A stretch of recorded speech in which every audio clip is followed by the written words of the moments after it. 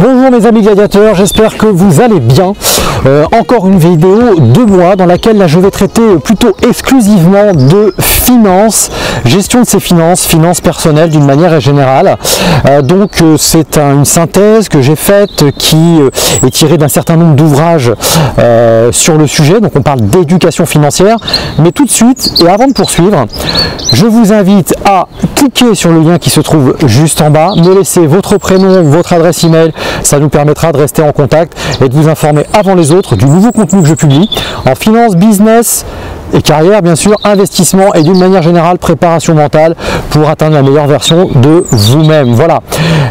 Donc je poursuis, j'espère que vous allez bien et comme je vous le disais, j'ai pris des notes parce que franchement il y a des choses à retenir et j'ai écrit ça pour vous. Je publierai d'ailleurs peut-être finalement mes notes parce que certains voudraient avoir des synthèses de ce que j'écris, donc ça tient en je sais pas combien, peut-être 700 800 mots.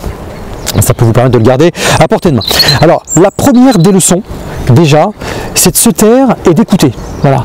D'écouter ceux qui, autour de vous, en matière de finances personnelles, ont plutôt bien réussi. On ne parle pas, pardon, d'écouter des losers, des gens qui, leur belle-sœur leur a dit que... Non, non, on s'en fiche.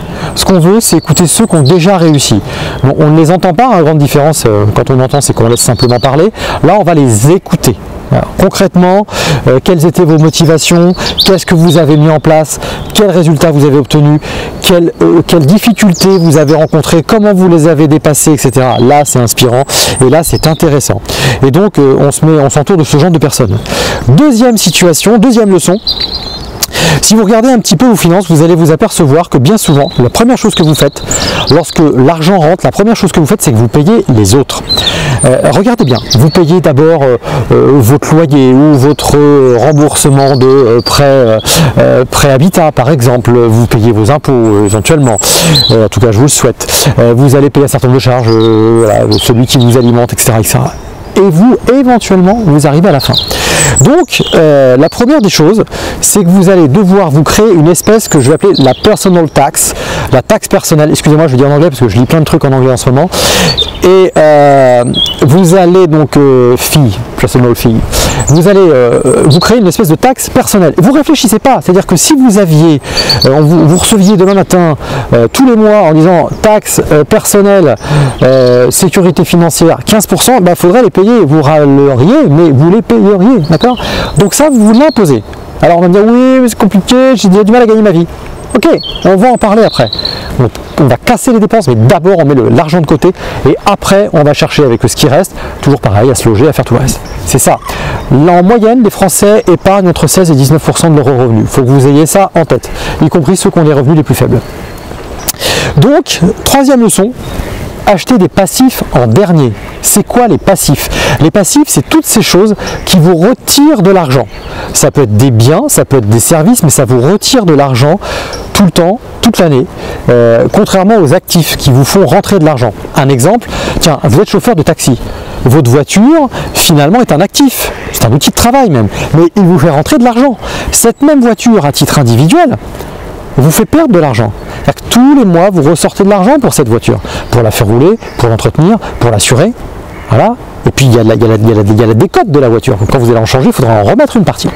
Donc, ça, c'est ce qu'on appelle un passif. D'accord? Donc, l'idée, c'est les passifs. Et c'est vraiment à acheter en dernier de chez dernier. En revanche, l'idée c'est pas de dire on va s'astreindre à une vie sans plaisir, c'est pas ça la question. La question c'est de bien mettre en place un système, des systèmes qui vont vous générer de l'argent. Il est fou cet homme-là. Si, on en parlera si vous me suivez régulièrement, je peux vous assurer qu'il y a des méthodes. Sinon vous allez lire des livres, je vous en donne quelques-uns, vous voyez, Père riche, Père pauvre, c'est un classique de chez classique, vous allez lire, et toute la suite de Robert Kiyosaki. J'en parle souvent parce que franchement, c'est quelqu'un qui va vous retourner la tête si vous le lisez. Je vous invite à le lire le plus tôt possible dans votre vie. Voilà, ça fait déjà 4 minutes 30 que je vous parle. Je pense que je vais m'arrêter là pour faire une deuxième partie. peut-être même une troisième partie, puisque nous en sommes à la troisième leçon et j'en ai 10 à vous donner. Voilà, je vous invite à liker cette vidéo, à la partager, à la commenter, même si vous n'êtes pas d'accord, c'est très intéressant toujours d'échanger nos points de vue. Et puis, écoutez, laissez-moi votre prénom, laissez-moi également votre nom dans le petit lien que je vous mets en bas, ce qui me permettra de rester en contact avec vous et puis de vous donner toujours un maximum de contenu, sachant que j'en donne beaucoup plus à ceux qui deviennent membres de ma communauté. Je vous dis à très bientôt dans une nouvelle vidéo.